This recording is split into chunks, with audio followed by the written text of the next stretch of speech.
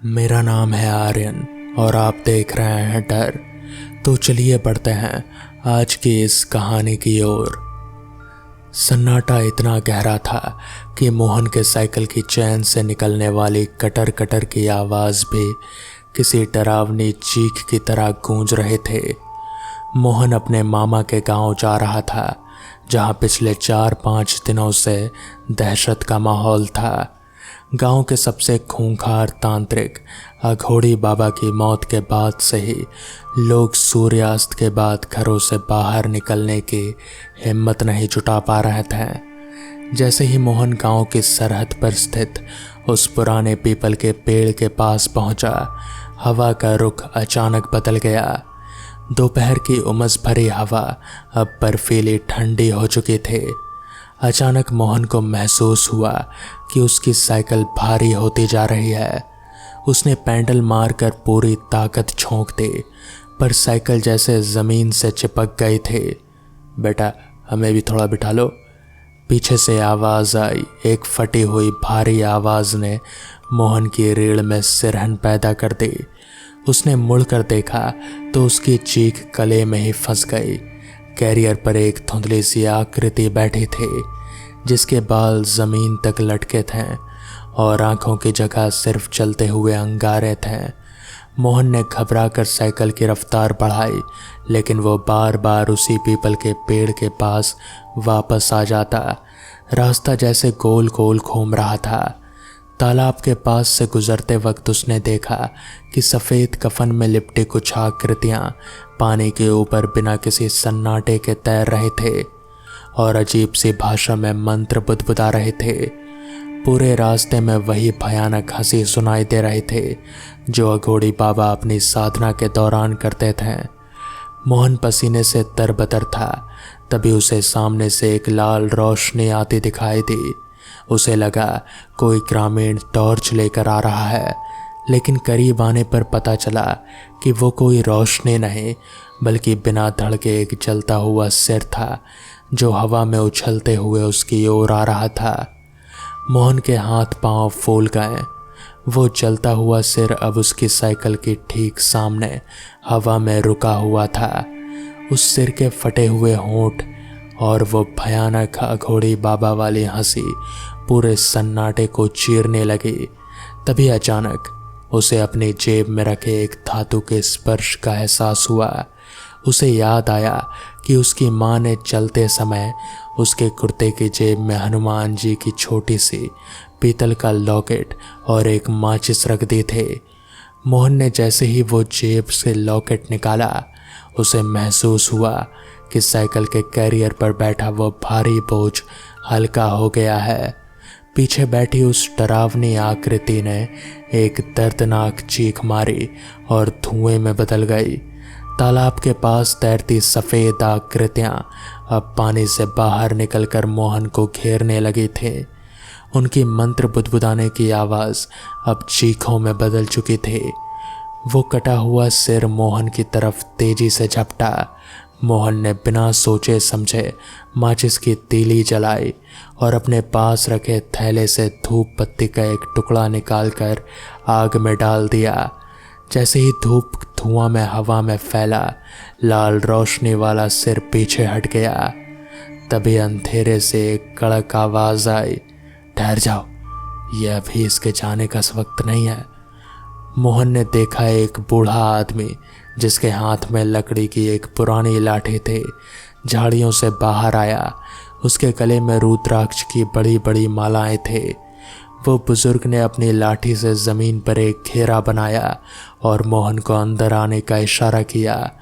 बुजुर्ग ने मोहन की तरफ देखते हुए गंभीर आवाज़ में कहा, बेटा, अघोड़ी बाबा मरे नहीं। उनकी अपनी आत्मा को इस पीपल के पेड़ पर गांव की मिट्टी में कैद कर लिया है। वो एक नया शरीर ढूंढ रहे हैं ताकि अपनी अधूरी साधना पूरा कर सकें। तभी मोहन ने गौर किया कि उस बुजुर्ग की परछाई ज़मीन पर नहीं पड़ रहे थे। मोहन का दिल एक बार फिर से ज़ोर से धड़कने लगा। उसने कांपते हुए पूछा, पापा, आप कौन है? बुजुर्ग मुस्कुराया, लेकिन उसकी मुस्कान में कोई इंसानियत नहीं थी। उसने धीरे से अपना चेहरा ऊपर उठाया तो मोहन ने देखा कि उस बुजुर्ग की आंखों में भी वही लाल अंगारे दहक रहे थे। उसने अपनी लाठी फेंक दी और बोला, मैं वही हूं जिसका तुम इंतजार कर रहे थे। मोहन के पैरों तले जमीन खिसक गई। जिसे वो अपना रक्षक समझ रहा था वही उसके सबसे बड़ा भक्षक निकला। उस बुजुर्ग का चेहरा अब पिघलने लगा था और धीरे धीरे वो उसी खूंखार घोड़ी बाबा के रूप में बदलता जा रहा था जिसके गांव वाले चर्चा कर रहे थे। तूने क्या सोचा, पीतल का एक छोटा सा टुकड़ा मुझे रोक लेगा? अघोड़ी की आवाज अब पाताल से आती हुई गूंज रही थी। मैंने ही तुझे इस घेरे में बुलाया है, अब तू यहां से बाहर नहीं जा सकता।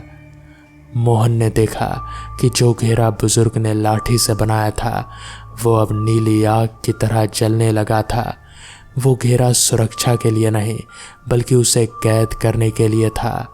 अघोड़ी ने अपने हाथ हवा में उठाए और मंत्रों का उच्चारण शुरू किया। तालाब की वो सफ़ेद आकृतियाँ और वो जलता हुआ सिर अब उस घेरे के चारों ओर नाचने लगा। मोहन ने हिम्मत नहीं हारी। उसे अपनी माँ की एक बात याद आई, डर तभी तक डराता है जब तुम उससे डरते हो। उसने अपनी जेब टटोली। हनुमान जी का लॉकेट उसे हाथ में था। उसने महसूस किया कि लॉकेट अब गर्म हो रहा है। उसने उसे मुट्ठी में कसकर खींचा और अपनी पूरी ताकत से हनुमान चालीसा की पंक्तियां बुदबुदाने लगा। जैसे ही मोहन ने चालीसा पढ़ना शुरू किया घेरे की नीली आग फीकी पड़ने लगी। अघोड़ी बाबा चिल्लाया, चुप हो जा, ये शब्द मेरे कान जला रहे हैं। अघोड़ी ने अपनी तंत्र शक्ति से मिट्टी के बड़े बड़े गोले मोहन की तरफ फेंके, लेकिन वो मोहन को छूने से पहले ही हवा में राख हो जाते हैं। मोहन को समझ आ गया कि उसकी रक्षा कोई और नहीं बल्कि उसका विश्वास कर रहा है। तभी मोहन की नज़र पास ही पड़ी उस बुजुर्ग की लाठी पर पड़ी। उसने गौर किया कि लाठी पर कुछ अजीब से तांत्रिक चिन्ह बने थे। उसे समझ आया कि अघोड़ी की शक्ति का केंद्र वो लाठी है। मोहन ने बिना डरे घेरे से बाहर छलांग लगाई। अघोड़ी उसे पकड़ने के लिए झपटा, लेकिन मोहन ने फुर्ती से वो लाठी उठा ली और उसके पास चल रही धूप बत्ती की आग में उसे झोंक दिया। जैसे ही वो लाठी जलने शुरू हुई पूरे जंगल में एक दिल दहला देने वाली चीख गूंज उठी। अघोड़ी बाबा का शरीर धुएं की तरह बिखरने लगा। हवा का बर्फीला ठंडापन खत्म हुआ और अचानक चिड़ियों के चहकने की आवाज़ आने लगी। मोहन ने आंखें खोली तो देखा कि वो उसी पीपल के पेड़ के नीचे अपनी साइकिल के साथ पड़ा था। सूरज की पहली किरणें आसमान में दिखाई दे रहे थे। ना कोई अघोड़ी था, ना कोई जलता हुआ सिर। पास ही ज़मीन पर उसकी माँ का दिया हुआ पीतल का लॉकेट पड़ा था, जो अब पूरी तरह काला पड़ चुका था, जैसे उसने सारी नकारात्मा खुद में ही सोख ली हो। मोहन ने तुरंत अपनी साइकिल उठाई और बिना पीछे मुड़े मामा के घर की तरफ पैंडल मारने लगा। उसे अब समझ आया कि मामा के गांव में दहशत क्यों थी, लेकिन उसे ये भी पता था कि अब वो गांव उस साए से हमेशा के लिए मुक्त हो चुका था। तो दोस्तों, ये थी आज की कहानी। कैसी लगी आपको ये कहानी मुझे कमेंट्स में ज़रूर बताएं। तो मैं आपका दोस्त आर्यन जल्द ही मिलूँगा आपसे।